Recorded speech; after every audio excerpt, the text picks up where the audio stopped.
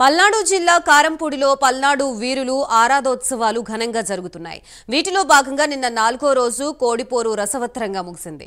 మాచర్ల రాజ్యం తరపున పల్నాటి బ్రహ్మనాయుడు కోడి చిట్టుమల్లుని, మాచర్ల ఎమ్మెల్యే జూలకంటి బ్రహ్మానందరెడ్డి, గురజాల రాజ్యం తరపున నాయకురాలు నాగమ్మ శివంగి డేగను గుడివాడ ఎమ్మెల్యే వెనిగండ్ల రాము చేతబూనారు. ఈ కోడిపోరులో ప్రత్యేక అతిథిగా ప్రభుత్వ చీఫ్ విప్ జీవి ఆంజనేయులు, పలువురు ఎమ్మెల్యేలు పాల్గొన్నారు.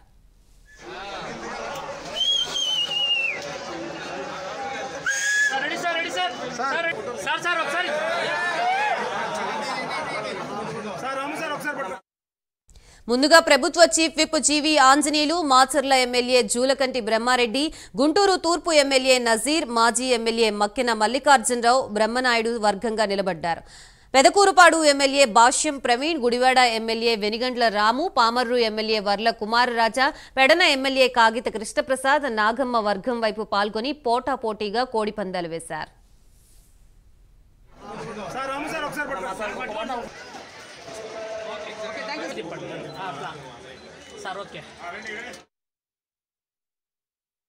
ఆనాటి పల్నాడు బ్రహ్మనాయుడు విషయాలు గుర్తు చేసుకున్నాం.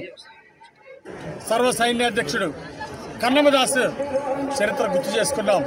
ఈరోజు వాళ్ళ విగ్రహాలను కూడా సందర్శించి ఈరోజు శాసనసభ్యులు బ్రహ్మానందరెడ్డి గారి సారథ్యంలో ఇక్కడ కోడి పందాలు ఆనాడు ఎలా జరిగినాయో కూడా ఈరోజు గుర్తు చేసుకుంటున్నాం. ఈరోజు మన పోరు అవినీతి మీద, ఈరోజు మన పోరు అరాచకాల మీద. అందుకే ఈరోజు తెలుగుదేశం పాలన వచ్చింది. పేదలకు రక్షణగా ముందుకెళ్తాం. పేదలకు అభివృద్ధి సంక్షేమం అందించడమే మా ఎన్డీఏ ప్రభుత్వం యొక్క లక్ష్యమని ఈ సందర్భంగా తెలియజేస్తూ ఈరోజు ఇక్కడ రావడం మాకెంతో ఆనందంగా ఉంది. ప్రపంచంలో ఎక్కడా కూడా రెండు చోట్ల అని చెప్పి చాలామంది చెప్తా ఉంటారు.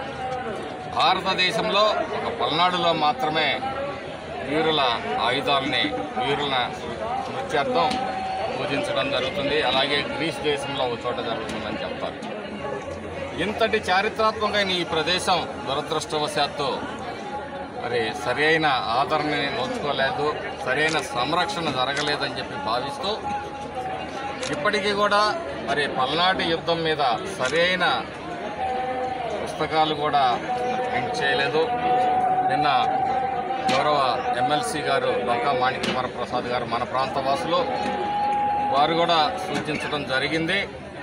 మేము కూడా ఈ ఉత్సవాలకి ముందు అసెంబ్లీలో అందరికీ పుస్తకాలు ఇచ్చేద్దాం, పంచుదాము, అందిద్దాము, పల్నాటి చరిత్రను తెలియజేద్దాం అనుకుంటే కూడా మాకు ఎక్కడా కూడా సరైన పుస్తకాలు దొరకని పరిస్థితి. కాబట్టి రాబోయే ఉత్సవాలకి ధూమ్ధామ్గా పల్నాటి చరిత్రను తెలియజేసే పుస్తకాలతో పాటు ఈ ప్రాంతాన్ని కూడా అభివృద్ధి చేసి అన్ని విధాలుగా మరి పురావస్తు శాఖ వారితో కూడా మాట్లాడి అన్ని విధాలుగా ఈ ఆలయ అభివృద్ధికి